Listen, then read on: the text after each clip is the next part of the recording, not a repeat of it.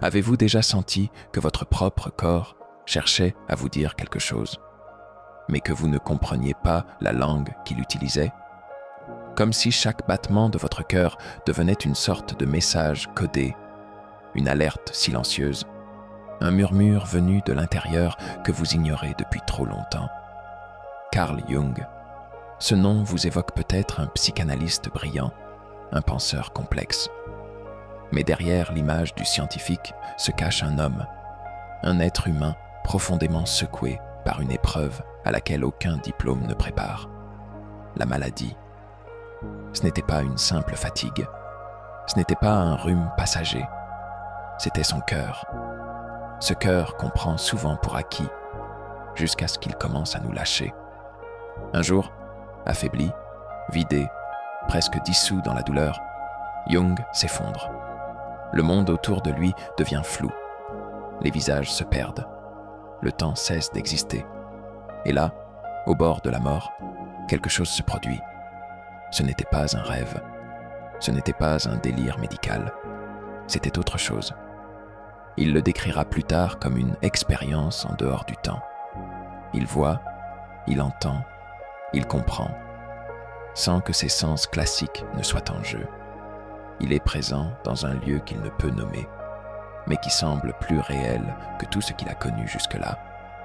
Et dans cet espace suspendu, il reçoit, non pas des instructions, non pas un diagnostic, mais 5 mots. 5 mots, offerts comme un baume, murmurés comme une clé. Des mots qui, selon lui, ne venaient pas de lui, mais de quelque chose, ou quelqu'un d'immensément plus vaste. Jung ne les racontera jamais en tant que prescription divine.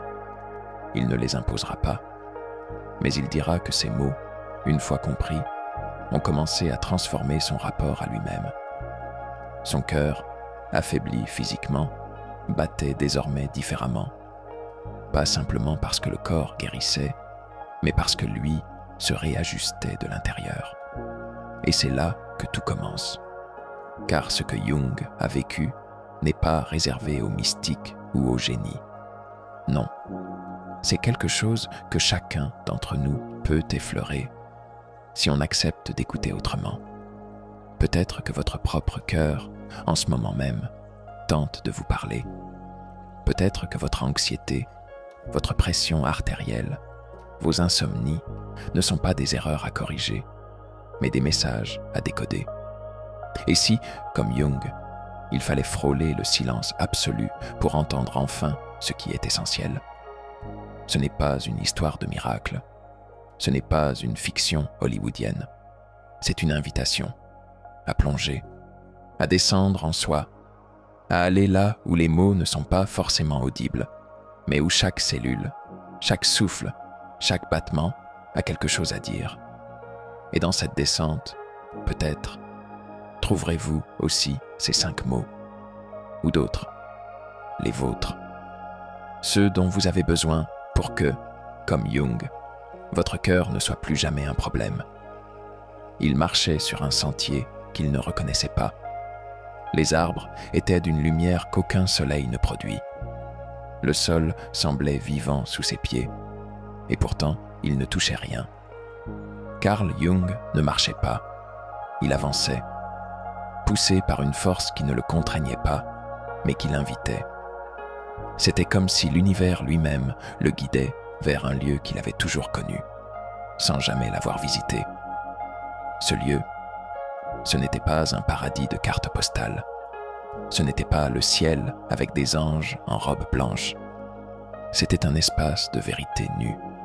Et là, au milieu de ce paysage intérieur, il s'est senti vu, entièrement vu, sans masque, sans défense. Il n'y avait ni jugement, ni louange, juste la clarté. Et dans cette clarté, 5 mots, pas lancés comme une prophétie. Non, glissés dans son esprit comme des fragments de souvenirs. Comme si ces mots avaient toujours été là, oubliés quelque part dans un recoin de son être. Ce n'étaient pas des mots spectaculaires. Ils n'étaient ni magiques, ni poétiques. Mais ils vibraient. Chacun d'eux semblait contenir un monde, une direction, une libération. Le premier lui parlait d'abandon. Pas l'abandon que l'on subit, mais celui qu'on choisit. Celui de déposer les armes, de cesser la lutte intérieure, de ne plus chercher à tout contrôler. Le deuxième murmurait confiance. Confiance non pas dans les autres, mais dans la trame invisible des choses, cette intelligence plus vaste que soi. Le troisième vibrait d'acceptation, la reconnaissance de ce qui est, même lorsqu'on ne le comprend pas. Le quatrième mot évoquait l'alignement, ne plus vivre en décalage entre ce que l'on ressent, ce que l'on pense et ce que l'on fait. Et le cinquième, c'était silence. Pas le silence du vide, mais celui qui précède la création, celui dans lequel tout commence à respirer différemment. À son réveil, le corps de Jung était encore faible, mais quelque chose en lui avait changé. Il ne courait plus après la guérison, il l'habitait. Il ne s'accrochait plus à la vie par peur de la perdre. Il l'embrassait parce qu'il avait compris qu'elle ne dépendait pas uniquement de son pouls, mais de son écoute. Ce que Jung n'a jamais dit, c'est que ces mots n'étaient pas des solutions miracles. Ils n'effaçaient pas la douleur. Ils ne garantissaient pas la longévité. Ils offraient autre chose, une boussole, une direction intérieure. Il les a portés en lui comme on porte une lumière discrète dans un tunnel. Pas pour éclairer le monde entier, juste assez pour faire un pas après l'autre, avec un peu plus de paix. Et parfois, c'est tout ce dont on a besoin.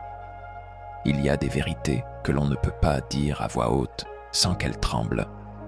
Des vérités qui se logent si profondément dans la psyché qu'elles ne remontent qu'au prix d'un grand silence. Carl Jung le savait mieux que quiconque. Lui qui avait passé sa vie à sonder les abîmes de l'inconscient, savait que certaines réponses n'étaient pas à chercher, mais à laisser émerger. Alors, il s'est tu, non pas par manque de mots, mais par respect pour l'intensité de ce qu'il avait reçu. Ce qui l'a frappé, plus que les 5 mots eux-mêmes, c'est ce qu'il provoquait. Ce n'était pas une guérison immédiate, ce n'était pas une solution simpliste, c'était un changement d'axe, un déplacement du regard. Jusque-là, il pensait que le cœur était un organe, un muscle, une pompe. Même en tant que psychiatre, il y avait gardé une approche scientifique. Mais dans cette expérience-là, il comprit quelque chose d'autre. Le cœur est une chambre d'écho. Tout ce qu'on refuse d'écouter ailleurs, nos peurs, nos regrets, nos non-dits, finit par s'y loger, battement après battement. Et quand il bat de travers, ce n'est pas toujours parce qu'il est malade. Parfois, c'est parce qu'il n'en peut plus de crier. Alors Jung s'est posé une question qu'il n'avait jamais osé formuler auparavant. Et si mon cœur n'était pas le problème, mais le messager? Cette question a tout changé, parce qu'elle renverse le rapport entre soi et la douleur. Elle transforme le mal en indice. Elle fait de la souffrance une forme d'intelligence. Non pas une punition, mais un appel à retourner à soi. Jung n'a jamais prétendu que tous les problèmes cardiaques avaient une cause psychique. Ce serait simpliste, voire dangereux. Mais il a observé, au fil de ses patients, au fil de ses propres fractures, que ce que nous appelons maladie est souvent l'ultime tentative de notre être pour rétablir un équilibre perdu. Alors, quand il se rappelait ces 5 mots, ce n'était pas comme un mantra, ni comme une recette. C'était comme une invitation, une ouverture, une manière d'habiter son propre corps autrement. Il n'était plus simplement dans sa vie, il était avec elle. Et si nous faisions la même chose? Si nous cessions de voir nos douleurs comme des intrus et commencions à les écouter comme des professeurs? Peut-être alors que, comme Jung, nous entendrions ces messages invisibles qui nous sont adressés chaque jour, non pas pour nous tourmenter, mais pour nous rediriger. Peut-être que votre cœur aussi vous appelle, non pas pour vous alarmer, mais pour vous rappeler que vous êtes vivant et que la vie, parfois, commence vraiment là où on pensait qu'elle finissait. Elle s'appelait Élise, 42 ans, mère de 2 enfants, architecte, forte, toujours debout, toujours disponible. Elle ne tombait jamais malade. Elle n'avait pas le temps. Jusqu'au jour où son cœur s'est mis à battre étrangement, sans raison apparente. Ni stress exceptionnel, ni choc immédiat. Juste un rythme qui se détraque, sans prévenir. L'hôpital, les examens, les électrodes collées à la peau. On lui parle d'arythmie bénigne. Rien de grave, rien d'urgent. Mais elle sait que ce n'est pas qu'un problème électrique. Il y a autre chose. Un appel, un trop-plein, quelque chose qui cogne de l'intérieur. C'est en tombant sur une interview de Carl Jung qu'elle commence à se poser des questions autrement. Ce n'est pas la médecine qui l'interpelle. C'est une phrase, presque volée au détour d'une discussion. Le symptôme est une tentative de guérison. Ça la foudroie. Pendant des années, Élise s'est tue. Elle a porté, absorbé, géré. Elle s'est niée dans des silences polis. Elle a souri quand elle voulait hurler. Elle a pris soin de tous, sauf d'elle. Et maintenant, son cœur tambourine comme pour dire « Tu m'écoutes maintenant ?» Elle n'est pas devenue mystique. Elle n'a pas tout quitté pour aller méditer au Tibet, mais elle a commencé à s'arrêter, à marcher plus lentement, à dire non, parfois, à écrire, à pleurer, à rire fort aussi, sans honte. Elle a trouvé ses propres 5 mots. Ils n'étaient pas ceux de Jung, mais ils vibraient pareil, parce qu'ils venaient du même endroit, du centre. Ce que Jung a compris dans cette zone suspendue entre la vie et la mort, Élise l'a compris entre 2 battements de panique, au fond de son salon, une nuit d'insomnie. Ce n'est pas l'endroit qui compte, c'est l'ouverture. Ce moment où l'on cesse de combattre et où l'on commence à écouter. La douleur, parfois, est le langage le plus direct de l'âme. Elle ne ment pas, elle ne négocie pas, elle impose le réel. Et ce réel, Jung l'a traversé en silence.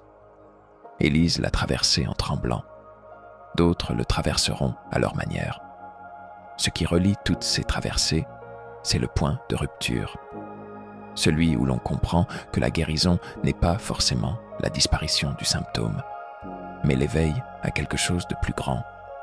Jung n'a pas survécu à son cœur par miracle. Il a appris à l'habiter autrement. Il a fait la paix avec lui. Il l'a aimé, enfin. Et peut-être qu'au fond, c'est cela, le vrai remède. Apprendre à aimer ce qui, en nous, crie pour être entendu. À un certain moment, Carl Jung n'était plus simplement un homme qui guérissait d'une maladie cardiaque. Il n'était plus cet intellectuel brillant plongé dans les méandres de la psychanalyse. Ce qu'il est devenu après cette épreuve, après l'effondrement de son corps et la rencontre avec ce qui semblait être une expérience en dehors du temps, allait changer la manière dont il percevait la vie, l'esprit et la médecine. La maladie, pour lui, n'était plus une simple défaillance physique. Elle s'était transformée en un portail, un miroir qui lui offrait une chance de se redécouvrir autrement. L'homme qui émergea de cette épreuve ne se contenta pas de guérir son cœur physique. Il guérit un autre cœur, celui qui bat au plus profond de son être, celui que l'on oublie souvent de nourrir dans notre frénésie quotidienne. Jung comprit que l'être humain n'était pas une simple somme de pensées et de sensations séparées, mais qu'il était une unité vivante, un tout complexe où l'esprit, l'âme et le corps interagissent de manière subtile. Ce n'était pas la science seule qui pouvait comprendre cette réalité. Il fallait de la profondeur, il fallait du silence. À partir de ce moment, le chemin qu'il emprunta ne fut plus celui du chercheur isolé dans sa quête de rationalité et de vérité extérieure.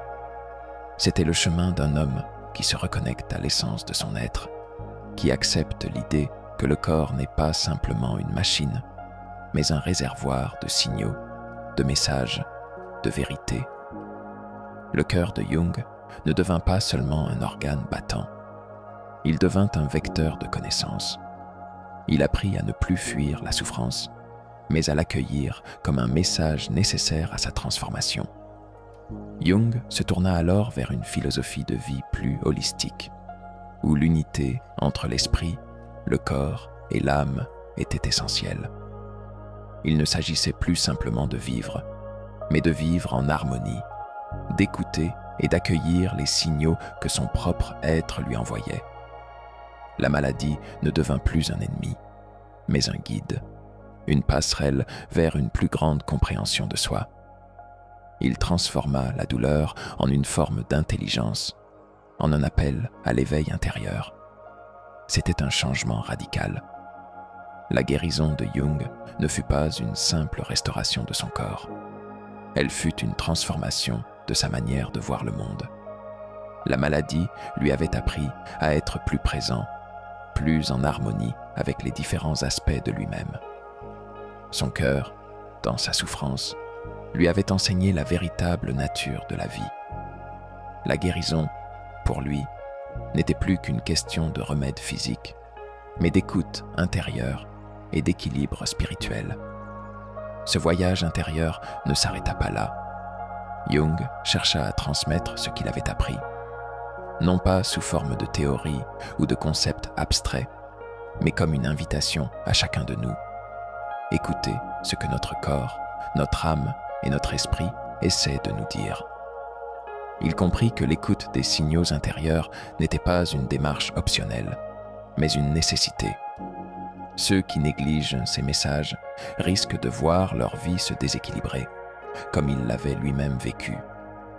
Il y a un moment particulier dans la vie de chacun où tout semble se figer, où le monde autour de soi devient flou et où, pour une fraction de seconde, l'on prend conscience de l'immensité de son existence. C'est une sensation étrange, presque irréelle. C'est comme si l'on était enfin capable de voir au-delà des apparences, de percevoir ce que l'on n'avait jamais vu auparavant. C'est ce que Jung vivait dans cette expérience extrême, au bord de la mort, lorsque son cœur vacillait et que la vie elle-même semblait lui échapper. Jung, dans cette instance de vulnérabilité, comprit que le corps n'était pas une entité distincte de l'esprit. Il comprit que tout, dans l'être humain, fonctionnait selon une logique qui nous échappe, mais qui, pourtant, guide chacun de nos gestes, de nos émotions, de nos pensées. Ce n'était pas la maladie qui était le problème, mais l'incapacité de comprendre les signes que notre propre corps nous envoyait. Et là réside la véritable invitation que Jung lance à tous ceux qui l'écoutent. Et vous, que vous dit votre maladie? Au-delà de la simple guérison, c'est la question du sens de nos souffrances, de nos douleurs et de nos peurs qui se posent. Jung invite à une introspection profonde. Chaque symptôme, chaque tension, chaque mal-être peut être perçu comme un message, un indice que quelque chose doit changer. Ce n'est pas une question de chercher des solutions immédiates ou superficielles, mais de se donner l'opportunité de comprendre ce qui se cache derrière la souffrance. La question n'est plus « comment guérir ?», mais plutôt « que faut-il entendre dans ce mal-être pour que je devienne plus entier, plus conscient de ma vie et de mes choix ?» Le message universel de Jung ne se limite pas à une simple découverte personnelle. Il invite chacun à une transformation profonde. Ce n'est pas seulement à travers la maladie qu'on peut entendre ce message. Ce peut être à travers une situation de crise, une perte, une rencontre, ou même un moment de silence intérieur. Ce message, universel, est une invitation à écouter ce que l'on ne prend jamais le temps d'entendre. Il nous invite à une vie plus consciente, plus pleine, plus en accord avec notre être profond. En écoutant les signaux de son corps, en prêtant attention à ce que l'on ressent, à ce qui nous traverse, nous pourrions tous découvrir une vérité plus grande sur nous-mêmes. La maladie de Jung n'était pas une malédiction, mais une ouverture vers une nouvelle compréhension de la vie. Et ce message, cet appel à écouter les signaux intérieurs, résonne en chacun de nous. Peut-être qu'à ce moment précis, dans le silence, notre cœur aussi tente de nous dire quelque chose. Lorsque Carl Jung émerge de cette expérience de crise, il ne retrouve pas seulement un corps qui se guérit. Non, il se trouve face à une profonde transformation intérieure, une guérison de l'âme.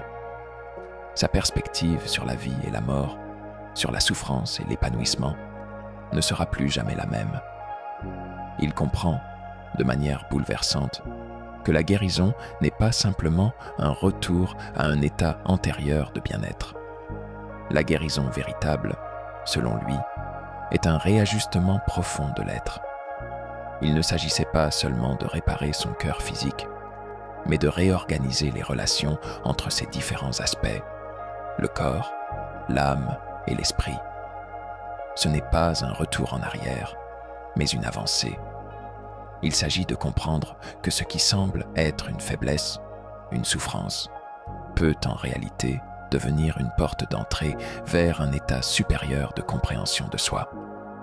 La maladie de Jung n'était pas un simple accident biologique, mais un moment crucial qui a forcé son âme à se redresser, à s'élever. Il a compris que la souffrance n'est pas simplement une chose à fuir, mais une source potentielle de transformation. Dans cette nouvelle perspective, il a cessé de se voir comme un homme séparé de ses propres émotions et de ses pensées. Ce qui le définissait était la manière dont il intégrait tous ces aspects dans une unité. En ce sens, la guérison est devenue pour lui un processus spirituel autant que physique. Le cœur, dans son battement irrégulier, est devenu le lieu de résonance de ses propres blessures, mais aussi le vecteur de sa guérison.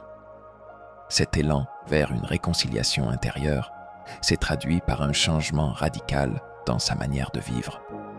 Il ne cherchait plus des solutions extérieures, des techniques de guérison venues d'ailleurs. Il se tournait de plus en plus vers l'intérieur, vers la richesse de ses propres ressources intérieures. La guérison de Jung ne fut pas une simple correction des symptômes. Elle fut la découverte d'une nouvelle manière d'être, d'un nouveau mode de relation avec soi et avec l'univers tout entier.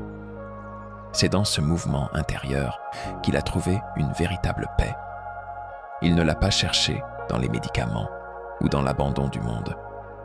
Il l'a trouvée dans l'écoute de son propre corps, dans l'ouverture au message silencieux de son cœur. Et vous? Que vous disent vos propres symptômes? Que vous dit votre fatigue? Que vous dit cette tension persistante dans votre dos? Ce stress que vous ressentez au quotidien? Ou cette colère qui refait surface sans raison apparente? Peut-être, tout comme Jung, vous avez ignoré ces signaux pendant trop longtemps. Peut-être les avez-vous attribués à une simple fatigue ou à une accumulation de stress. Mais, et si ces signaux étaient en réalité des messages, des appels d'un autre ordre, plus profonds et plus essentiels que vous ne l'imaginez?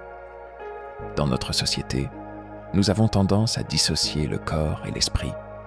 Nous traitons le corps comme une machine, que l'on entretient quand il tombe en panne, et nous laissons l'esprit fonctionner de manière autonome. Mais la vérité, que Jung a découverte au prix d'une profonde épreuve personnelle, est que le corps et l'esprit sont inextricablement liés. Ce que vous ressentez dans votre corps, chaque douleur, chaque malaise, est le reflet d'un déséquilibre plus profond. Et parfois, il faut accepter de descendre dans cette douleur pour en comprendre la source. Jung n'a pas cherché la guérison dans un acte extérieur. Il ne s'est pas tourné vers une solution rapide ou superficielle.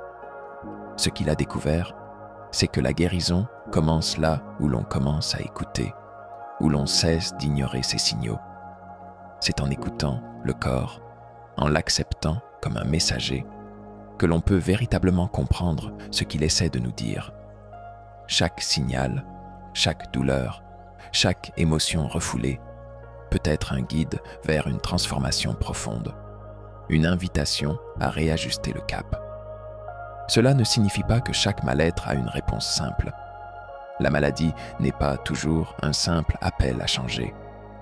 Mais chaque signal peut être un point de départ pour une réflexion plus large sur soi, sur la manière dont on vit, sur nos choix, nos désirs, nos conflits intérieurs. Écouter ces signaux, c'est ouvrir une porte vers un voyage intérieur qui peut, au final, apporter une véritable guérison. Peut-être que ce que nous prenons pour des problèmes à résoudre ne sont en réalité que des invitations à vivre plus pleinement, plus consciemment. Ce que Jung a vécu n'était pas réservé à lui seul. Ce n'était pas une expérience mystique que seuls quelques élus pouvaient comprendre. C'était une expérience humaine, un appel universel à l'écoute, à la réconciliation intérieure. Et peut-être, comme lui, découvrirez-vous que ce que vous appelez problème, souffrance, maladie, n'est qu'une forme d'intelligence cachée, une invitation à vivre plus profondément. À travers son expérience, Jung a compris que nous avons tous des ressources infinies en nous, mais que nous ne savons pas toujours les écouter. Notre vie, souvent bruyante, trépidante, saturée d'informations, nous empêche de prêter attention à ces signaux intérieurs. Mais si nous nous arrêtons, si nous écoutons le silence, nous pourrions entendre ces messages, ces murmures, qui nous guident vers un bien-être plus profond. Tout comme Élise, la femme qui découvre ses propres 5 mots au fond de son salon, il ne s'agit pas de changer radicalement de vie, mais de trouver un espace pour réajuster nos priorités, nos choix, nos façons d'être. Peut-être, dans ce chemin de transformation intérieure, trouverez-vous aussi une paix que vous n'aviez jamais imaginée. Et si c'était cela, le véritable remède? Non pas la disparition de la douleur, mais la capacité à l'accueillir et à en comprendre le message. Une fois que vous aurez entendu, une fois que vous aurez écouté, alors peut-être comprendrez-vous enfin ce que votre propre cœur essaie de vous dire.